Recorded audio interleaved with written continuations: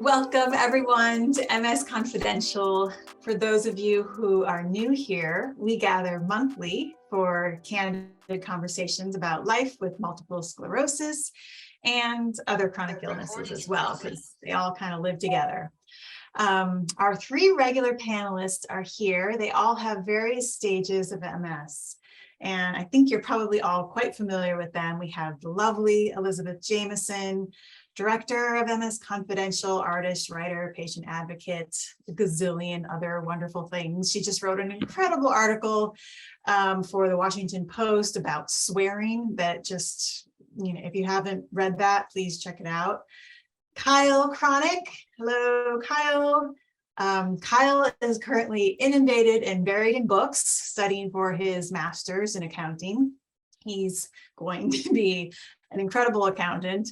And so we miss him. His voice out there is kind of, his nose is in the books right now. So we don't see him as active on Instagram, where he is a powerful advocate, but occasionally he pops up over there. At Gotta Keep Going is his handle over on Instagram. And then, of course, last but not least, of course, Annie Brewster, assistant professor at Harvard, practicing physician, founder of Health Stories Collaborative, author of The Healing Power of Storytelling, and so many other things. She's just such a powerful advocate for all of us. And just, I'm going to abbreviate this. You can check them all out, their bios, on unfixedmedia.com/MS Confidential. There's a lot more information on them there. And sometimes we have guests on this show, sometimes we don't. Today is one of those days where we're just going to have a cozy, intimate discussion with just our panelists, and it's a really weighty topic. It's called It's Not Your Fault, or in other words, how society, well-intended people, or even ourselves can sometimes promote the harmful message that we somehow have the power to control or change our disease, and all the stuff, the yucky stuff that can kind of come from that. My name is Kimberly. My job here is just to keep the conversation flowing. Sometimes I chime in, sometimes I don't. I sometimes bring my own experiences of chronic illness to the chat. We have a chat box. If you're listening, please use it. Now let's get started. Kyle, I'm going to totally put the spotlight on you. Right. A while back, you shared an Instagram post that really got under your skin. Just rubbed me the wrong way. It's not the first time. Can you share that with us and like a little bit about what what it did to you and how it prompted you to want to dive into this topic? Yeah, I've got it up right here, and it's not the first time this person has posted this before. It says, the real reason so many people know someone with MS who is doing fine is because so many people who have MS are putting forth a Herculean effort on a daily basis to stay active, to not lose ground, and to stay in the game. Who is this guy? I called them out immediately. They don't ever show themselves. They have MS themselves. It's so discouraging to hear stuff like that from within the actual MS community. For 11 years now, I have had an unflinching dedication to my health and wellness, doing absolutely anything and everything I could to mitigate this shit. And then to hear that if I just tried a little harder, it'd probably be better. I could probably control it. I'm doing literally everything I can. And it's just really disheartening, really discouraging to hear that from people that should be supportive of their own community. Can I ask what you said when you called this person out? Yeah, I mean, exactly what I just said to you, that, I mean, I have this unflinching dedication to my health and wellness. And upon my initial diagnosis, I told them, upon my initial diagnosis, I had over 70 lesions on my brain and spine. And my first neurologist gave me the prognosis of, she said, oh, because of the extensive damage to your myelin, it's likely you're going to be blind and in a wheelchair by the time you're 30. God.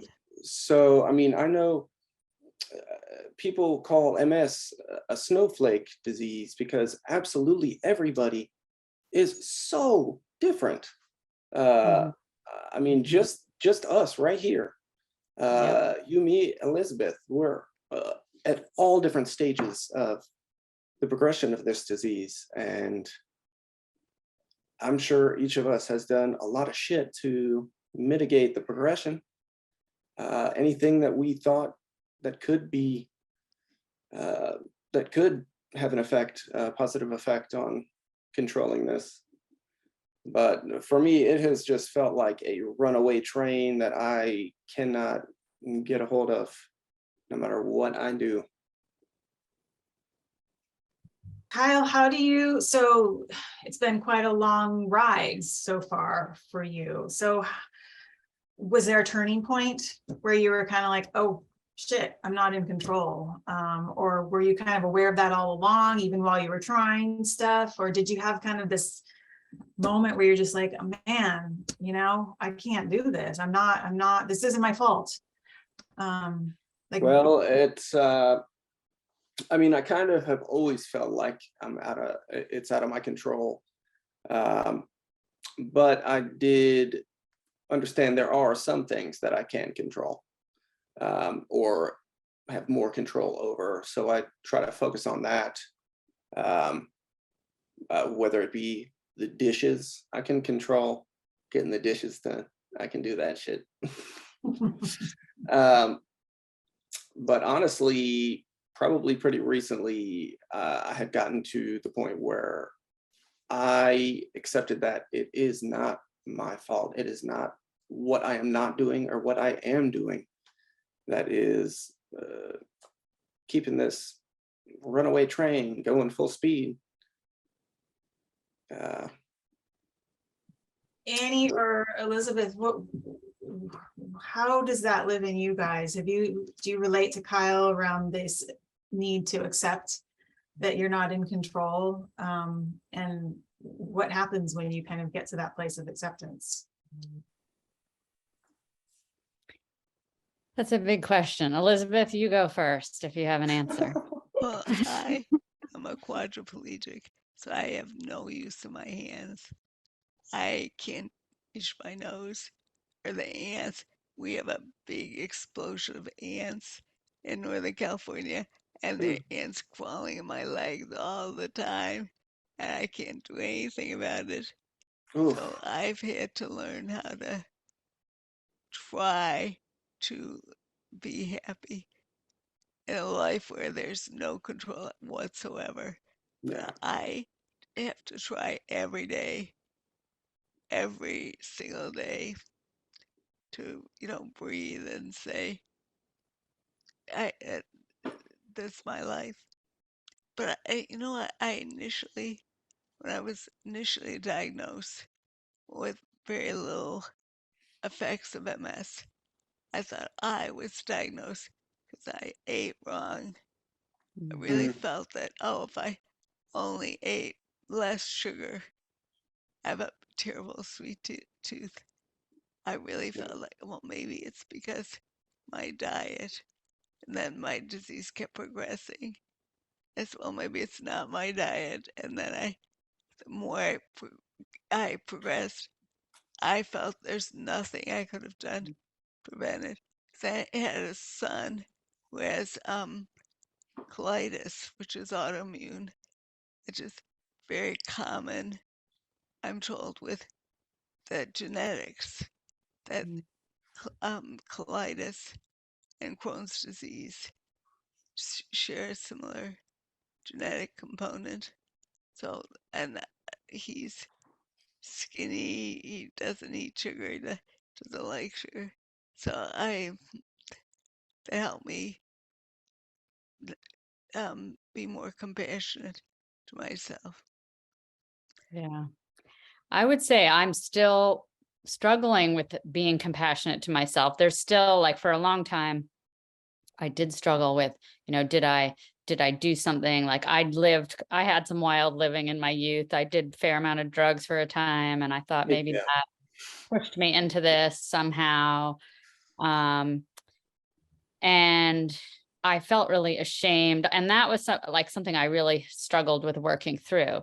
Now, that was very different from, I would never look at someone else and say like, it's their fault they have that illness. But it's interesting that I turned that on myself so much. And then I'm trying, as you were all speaking, I'm struggling with sort of, there's some gray in it for me. Like, I don't think, obviously it's not our fault that we have this diagnosis, but there are certain things that I know I could do better in terms of my symptoms flaring up or not, like sleep, for instance. I don't sleep enough.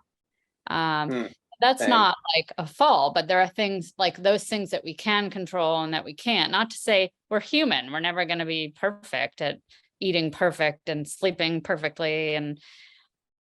But that's a little gray in there for me. Like, I know there's some things that I can do I could do better for myself. My nutrition could be better, but that's not to say that it's my fault that I have this diagnosis. And again, I'm speaking from the place of someone who's been very lucky with not a lot of physical disability. So obviously that if a disease is progressing quickly, that's no one's fault. I just know that I feel my symptoms more when I do certain things or don't. So I'm trying to figure out how to express that. My feeling of this topic, it's not your fault, that I'm always saying I'm sorry to members of my family. Me too. I'm sorry I can't do this. I'm sorry I woke you up, but I really have ants crawling on my face. Can you get them off or whatever? And I'm always feeling so badly to members of my family and friends. And I feel like I need to say I'm sorry. I feel like it's who I am. I know it's not my fault, but I feel like it is my fault. It's just, I can relate to that feeling of not wanting to be a burden to people at all. right. And feeling Yeah, I'm like you, Elizabeth. I say sorry for things that are, I mean, like we're talking about, are out of our control, but we still feel burdensome. I have been making a point to catch myself before I say sorry, to try and not say sorry. I got nothing to be sorry about. We got nothing to be sorry about. I think that's awesome that you're trying to catch yourself. I think that takes a lot of discipline, but to me, that seems like that, like the core of it is like self-love and acceptance of ourselves, and then not having to apologize for it. But it's really hard. It is really hard. It's compassion for ourselves, Mm-hmm. which, every day I have to think about being compassionate to myself. On the other hand, I feel like I am a burden. And I mean, especially with my husband, he has to worry about how I can get into my son's house. There's 5 flights stairs, Yeah. and we had to buy a fireman's ladder. What the? And in order to have my body lifted, it's this really It's small wild. stairs with that weren't deep. So it was a big deal with my son and my husband. We had 2 other men. It took the 4 of us to get me up to my son's house. And I'm so sorry, David. You hurt your back, and I am a burden, and I am really sorry I'm a burden. But I just so hard for me to be compassionate because I feel like I am a burden. Elizabeth, someone just wrote in a really great distinction. Krista B wrote, you aren't a burden, the MS is the burden. Mhm. And maybe that is an important distinction to make. Even, of course, your logical mind knows, well, I am here and I am the one that needs to be hauled with this chair. But if you, how does that feel to you to reframe it as saying, I'm not the one that's the burden, it's the MS? Well, I think it's correct, but it says nothing to me in the moment. Mhm. Yes, if I was good, I try to meditate every day.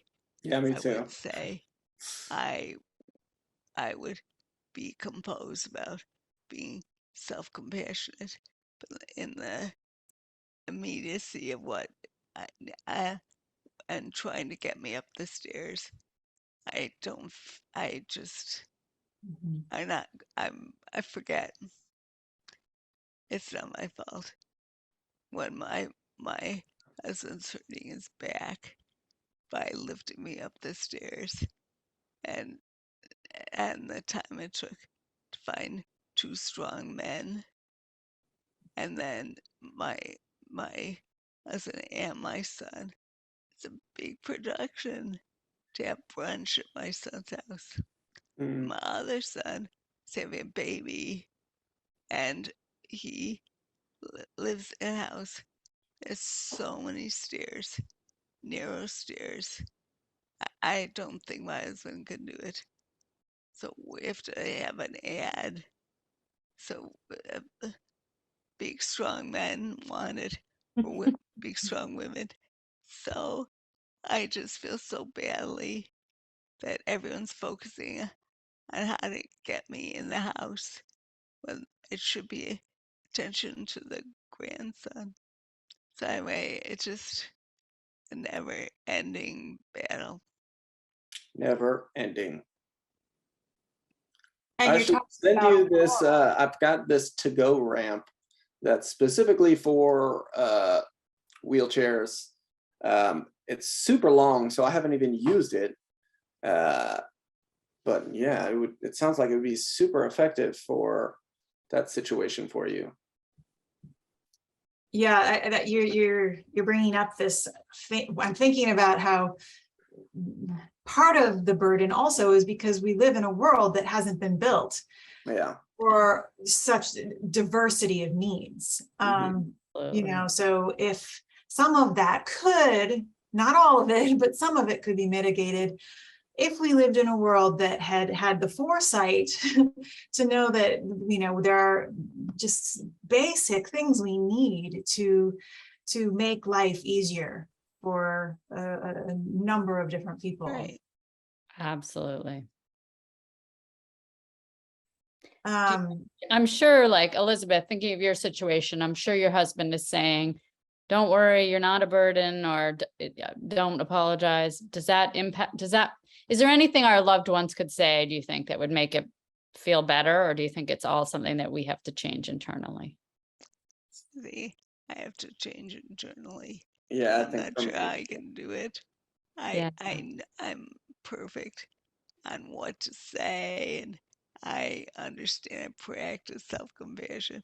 But at the moment I feel like, oh, I'm a shit. I feel so badly that my family has to deal with me. So I just combining the two, compassion and then the reality of the moment, is really hard for me. Yeah. But they don't have to deal with you. They get to deal with you. Totally. Uh, And uh, I mean, I think it's hard to remember that, but I think In the moment, yeah, for sure. I know when I'm helping, like, I think we all feel good when we're given an opportunity to help someone we love, right? I mean, I Mhm. think it does feed the other person too. But I totally get it, obviously, that to feel like it's every day. But I do think it is a giving back also of letting people feel they can help you, which is not easy. yeah, there was a gentleman who he's quite spiritual, and so he I think it was his pastor that said this, but it really rang true for me. He said that when you are not allowing others to help you, you're depriving them of their spiritual gifts of generosity, of selflessness, of these different things that, you know, feel good when we're able to access within ourselves. So I thought that was a really interesting way of reframe. Again, it's that word reframing. Yeah, I like that a lot. And and we've spoken about intimacy on this program, but to me, it's a type of intimacy, right? I It's agree. very Yeah. intimate when someone's helping you in that way. Yeah. And I think in our world, we're often so separated from ourselves and scared to sort of let those boundaries down. It's an opening of intimacy anyway, and it maybe frees the other person up too. Mhm. Yeah. I'm going, yeah. Yeah, right. Yeah, I'm going, very Let us nice. know how that goes, Elizabeth. Well, I'm unusual because I've constant, constant needs. I want to drink of water. Me It's too too. hot or it's too cold. All these ridiculous things one needs that you never think people need in a day. And my husband gets angry because I'm not going to talk to you for an hour. I want an hour to myself. So figure it out. He is such a great caregiver. He's wonderful, but he's exhausted. And he says, it's not all about you. I need some space. So, I mean, I just feel so, so concerned for him because it's just, I have lots of caregivers, a lot of caregivers um, can't come in that day or they're sick or whatever the daily life happens. And my husband's stuck with me. I even don't like the language stuck, but I is stuck. I I I'm aware how much toll I take on everyone. You don't, the disease and its The disease. effects affect Yes, more on a than good just you. on a good day. Yeah. Yeah. But it sounds like, even though it's probably hard to hear, don't talk to me for an hour. I need space. It's the setting of a boundary that's probably makes it more sustainable. Yeah, Yes, I think it's I think necessary. so. Yeah. Yeah. I he's couldn't imagine a better friend than my husband, but he has limits. Yeah. We all do. Yeah. So when you get to that place of feeling like, oh, I'm such a burden, all of you I'm asking, or, this disease is in me and I'm feeling like I should have done something different. Do you, in that moment, sometimes even slip and have this feeling like I should be doing more, or Always, all the time? always. And what is more to you? Um, I don't know. I feel like I hear my mother in my head. Like I'm not doing enough, like I could be doing this or that, or, oh, I read about this, you should be doing this, why aren't you doing this? I'm doing the best I can. But even not hearing my mother's voice, I always feel like I need to be doing more. Yeah.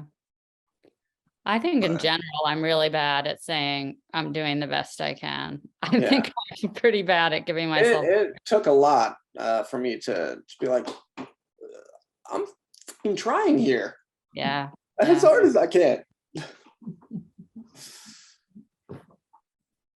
We need a t-shirt that says that, just put that shirt on those days and just be like, I'm fucking trying here. Yeah. I like that. I like that. Kyle, what do you wish I didn't understand? What do you think you would like to do? What do you think you could do more?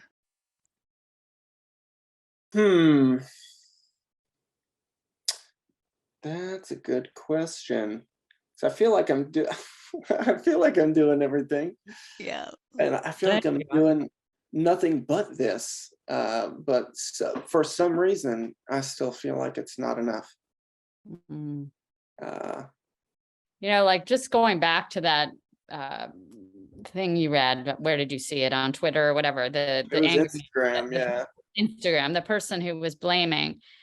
I'm fascinated by that because I think we do that a lot as a society, right? And I think Oh yeah, it's grounded in fear, right? People for sure. like to blame someone who's suffering because it distances. Like that would Mm, never happen to me, right?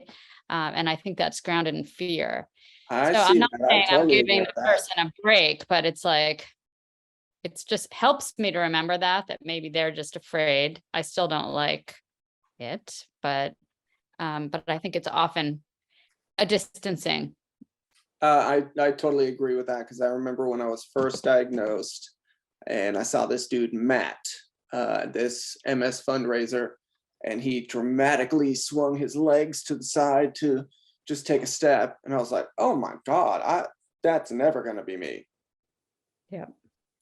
But here I am, worse than that at this point. So yeah, I think you're right, Annie. I think it is based in fear. Annie, what was that? If I can ask you, in your family of origin, did you have some messaging like that early on that that you could somehow be in charge of your fate or your destiny? I'm trying to think if it was explicitly stated to me that way. Not that I can remember, but it was certainly the message. Yeah, I mean, yeah, you fall down, buck up. Buck up was said to Right, me right. a lot. Buck up. And, there was something that was valuable in the buck up parenting of to a point, right? Like it Yeah. made me, okay, I'm okay, keep going. But I think it did get in my head like this false belief that as long as I persevere and try really hard, that I can do anything. And that's not true. It's just not true. And Yeah. MS taught me that loud and clear. But that was hard for me to adjust to. And I felt like it was my fault that I couldn't overcome it. Was MS the first thing that you really felt like you hit that wall that you couldn't overcome? No, I mean, there were other challenges, but it was the first time I sort of that I hadn't processed yet, I'll say. Things that happened to me in my teen years that I hadn't, but it was the first thing that I was aware of being an obstacle, like the other things, like a sexual assault when I was young. Like I hadn't really processed that until I was older. So that was a thing that I couldn't persevere through without processing. But MS was the first thing I sort of explicitly faced, that I was like, there is no cure and you can't beat it, Annie, even though you think you can. I still have a little bit of an invincibility complex. I'm trying to, shake it because it's crap. I know I that. have the other complex. My mother said, just go into your room and your house and don't come back. And she wanted to be very protective of me, never wanted me to accomplish anything. Mm, It's like, just, it's your lot. Watch TV. You'll find some way to deal with your disease, but don't be a lawyer. Don't um, pursue your career. You have a chronic disease. I mean, it's just, my family is very unambitious for me, mm. out of protection. She was really thinking that was the best thing to do, is not try anything. So it's the opposite. Well, knowing you, Elizabeth, I don't think you listened to a word your mom gave you. No, exactly. To hell with that. You did not take her medicine. Was that early? Was that a conscious decision, do you think, early on? Or you're like, that's not me? I absolutely did not want to be in a rocking chair my whole life because I have MS. No way. The opposite, that I'm not going to curtail my ambitions. I'm gonna do whatever I'm gonna do. I still feel that way. Mm-hmm. I forget I'm in a wheelchair. That's the thing. Saying what is upsetting to my family. I'm so ambitious. I want to go here. I want to do that. And they go, well, why do you think you can do that? That's a burden on us. We're gonna have to get you in the wheelchair.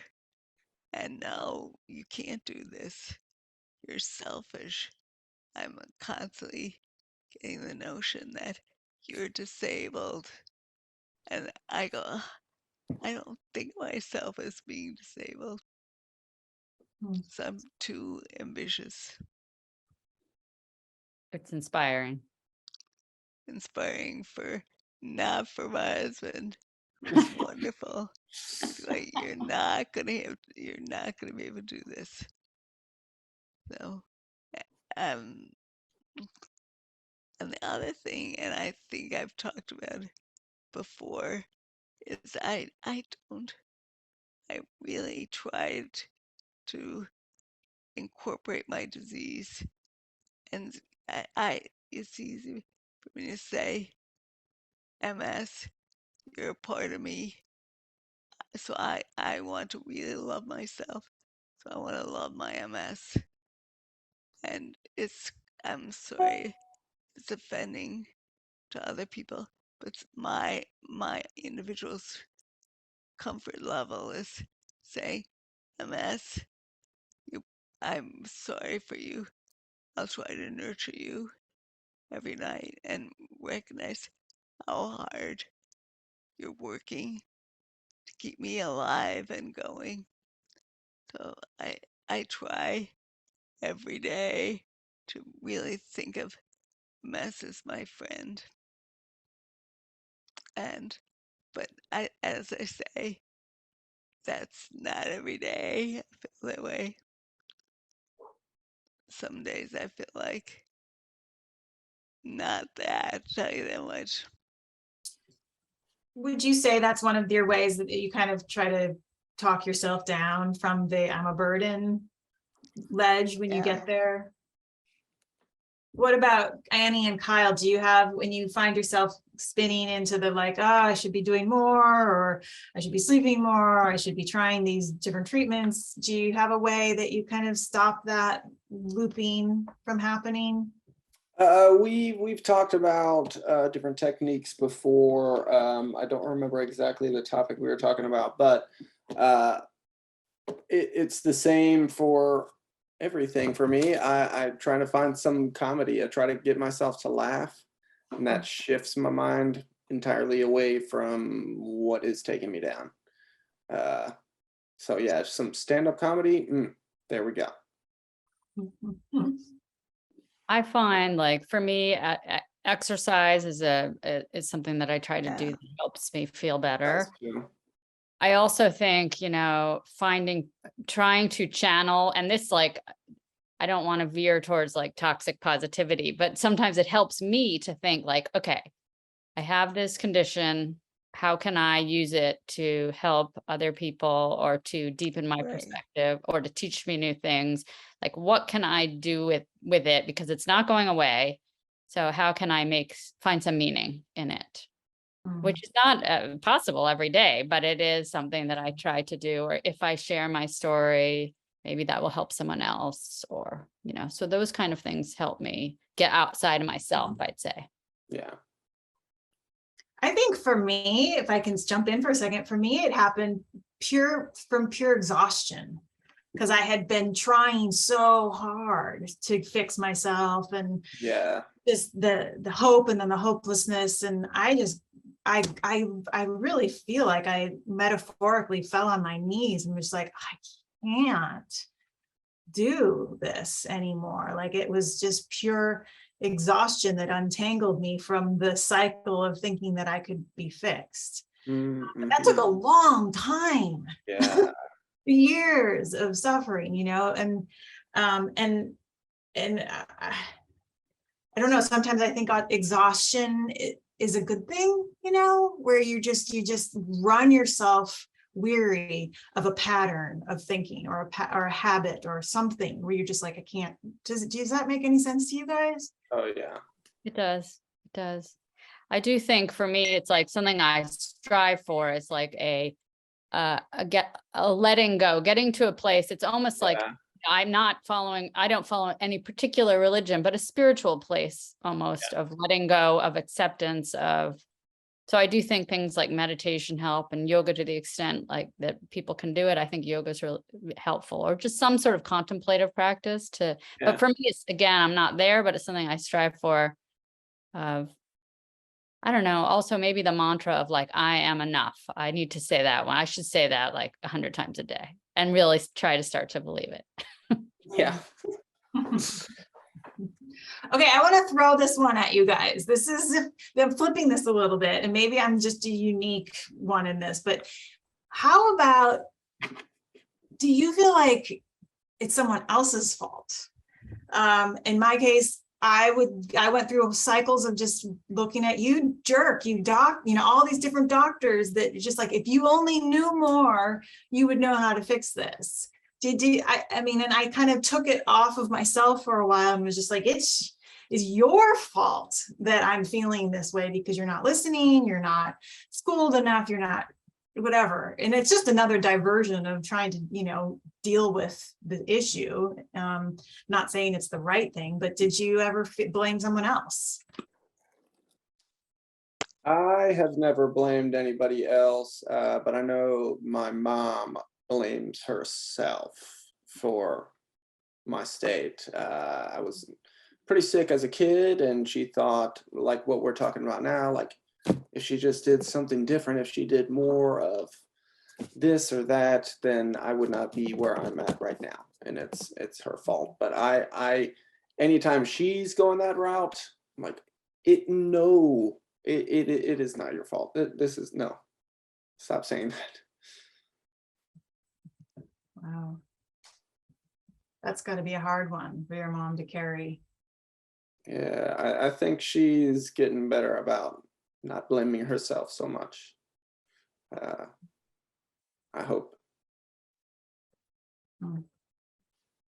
I don't think I've blamed someone else. I mean, I've been mad at the doctors for sure. Yeah. I was sort of mad at the doctor who first told me I had MS, but then he turned out to be right because I didn't really believe him at first. But so I don't blame him for it. But what about you, Elizabeth? I don't think I've ever blamed. I felt I was never, I never thought, why me? Ever. I thought, Yeah. why No. not me? And that's my Catholic upbringing, I think. I feel like, well, I was born to have MS, and the best thing that ever happened to me was when my physicians told me I had progressive MS, and you're not exacerbating remitting, and none of the drugs will work. I was so happy because I didn't have false hope anymore. Before I was going from ABC drugs to drug, injecting. I have big injection scars on my stomach. And I figure, yay, I don't have to do anything. That's the best thing that ever happened. No one has the gall to say, well, you should have turmeric in your diet. If you only had more turmeric, you wouldn't have MS. Well, I'm a clear fucking mess in my wheelchair and quadriplegic. They don't have the gall to say, if you only prayed to God more, you'd be better, which people would say a lot, would come up to me and say, if you prayed today. But now they don't have the chutzpah to say anything to me. So I feel like, yay, I don't have to see physicians and worry, keeping up with the medical journals. So what's the newest drug? And I feel so liberated by that. That's an interesting perspective and Yeah. reframing. It is a freedom I see in that too. Mm. I was asked an interesting question today, actually, which sort of relates to this, someone had asked me, like, when did you get MS? And I was explaining, I was an intern. I was in my internship year of training. I was really stressed. It's the worst year. I was going through a divorce. I had a 2-year-old, blah, blah, blah. And he said, so do you think that stress can cause MS? And I had trouble answering it because it's sort of like, well, no one really knows. And there is sort of a blaming in there of not me, but Absolutely. circumstances, right? But yeah, sure, there's some research that shows that stress affects the immune system, and who the heck knows and it maybe is a factor, but it's a hard one to answer because then I mean, it goes back to have I blamed anyone else? Maybe I could blame people for the circumstances of my stress, but really I'd have to blame myself for those Right. It would be me. So I don't know. What do you guys think about that? Yeah. Stress is a big factor. I'd say for myself, stress is the number one thing where I see a correlation. It may not be the causation, but I see a correlation between my stress levels and my health decline.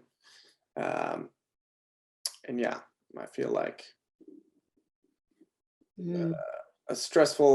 my high school years were very, very stressful. And I was diagnosed shortly after all that.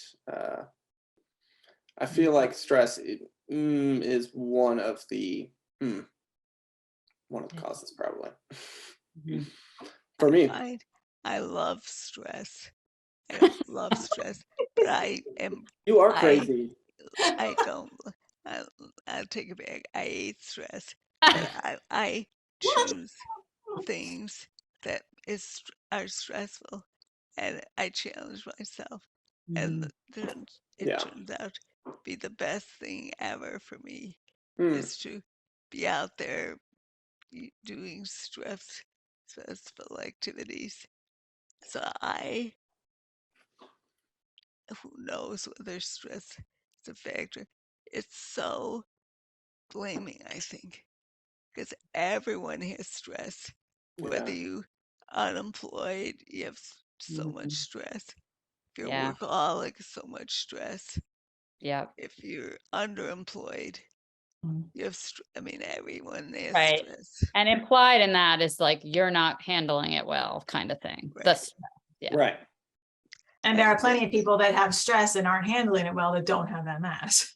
Exactly. And no one handles stress well. We're human. We're so imperfect people. And that's what I keep reminding myself. We're human and we're going to make mistakes. And one may be stress, not stress. Anyway, it's a mess being human with multiple sclerosis. I think it is a shit show, but it's a blessed shit show. That's why I love saying blessed, because I want to love myself and everyone with MS, and I want to love everyone. So, but we all are imperfect shit shows. We're all having divorces or not falling in love or whatever. Life is hard. Yeah. Yes, it is. For everyone. Yeah. So what you would say? We have a question that is essentially, what do you want to say, or what could you say that would be useful to people who might want to shift that responsibility to you for your MS? What might you say to them that would help them recognize that it's not your fault? I mean, you probably have what you want to say to them, but then what could you say that might be a little more useful? Or I don't know.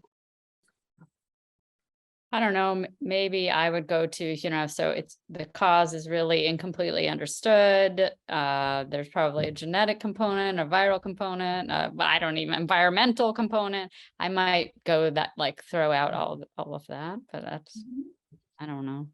Yeah, That's I not don't really. know how I would respond to that. I would not even respond. Yeah, I mean, it depends what they said, right? If they blatantly said, you caused this, then I might. Okay, you're a dumbass. Yeah, Moving I on. wouldn't, I would be angry and I would not Yeah. want to engage on that. Yeah. Or if they were well-intentioned, like it sounded like that person with you, Annie, that said, is it, was it maybe your stress? It sounds like that was maybe well-intentioned. Yeah, it was well-intentioned. Yeah. So if it's well-intentioned, I mean, I guess the way I answered that today was just to say, it's really unclear. And yes, stress is not good for us, but it's not certainly what caused it. It's multifactorial and there are lots we don't understand. Yeah. Which is all I could say. Yeah. The thing we're dealing with in our family is that my lesions are being reactivated with age, and I now do a lot of promiscuous laughing. Like I laugh. My husband's father died, and I was at the funeral. I started laughing hysterically off of the funeral, and I covered my mouth, and people thought I was sobbing, but I felt horrible. I mean, thank God people thought I was having an incredible sobbing fit, but I had to say, I'm so sorry, David. I mean, I really liked his father. I loved his father. And I just had a horrible side effect of my lesions. And the other day, David came into my office and wanted to have an intimate moment about something embarrassing that he's trying to deal with. So he was being very vulnerable with me. And I started laughing hysterically when he talked about his problems. And he got furious at me and stormed out. And I thought, well, I would too. I would hate someone who would laugh at my problems at a vulnerable moment. Yeah. And I felt it's not my fault. It was clearly not what I wanted to do. So I Yeah, think, yeah, that's tough. In a way, though, it's a really clear example of it's not your fault, right? Because it was related to a brain lesion that is, can be located and visualized. right. Hard. That provides so much self-hatred. Like, Yeah. oh, I'm so sorry I did that. It's just a part of what we deal with. Yeah. But you're right, Annie, if it's visible, or we can make a visualization of it, it's easier to just not place the blame. Like we would never expect somebody that doesn't have their right arm to pick something up off the floor that accidentally fell off the table. We wouldn't blame them, and so it's like, if we could somehow, maybe it comes down to education, but if we could visualize more these anatomical things that are happening or neurological things that are happening, and as a way of just helping kind of paint the picture, the bigger picture, the more inclusive picture. Yeah. I find meditation really helpful. Me too. That's my favorite thing in the world. I find it helpful too. I wish I could say I did it as much as you guys do. I'm trying to get back to, I used to do it twice a day, every day, and I did that for years. But I've fallen off with my meditation routine because of random stressors throughout life. And everyone does. Yeah. But I feel like I am getting back into a consistent schedule and I am feeling it. Good. I would love to end just hearing any of you three who want to just briefly share what your practice is, your meditation practice, because people might want to know, like, what do you do that is My helpful? my favorite meditation practice is the body scan, where the instructions are find the most vulnerable part of your body and thank him for doing such a good job. One is my retinas. I'm really worried. I've had a lot of retinal disease with my MS, and it's very scary. So I started saying, "Oh, thank you for being so great, keeping my vision up. I thank, I just thank you so much." And I say that to all the different parts of the body that are most vulnerable to me. That has helped me so much. Wow, I love that. I do transcendental meditation. Hmm. It is just transcending consciousness, essentially. It's kind of like taking a nap, but being awake still and aware. It's a super simple practice, but the effects for me are so profound. I just sit silently, and during the training of the transcendental meditation, they gave me a mantra, which is just the single word. It's not an English word, but it's something that I silently repeat to myself over and over for 20 minutes.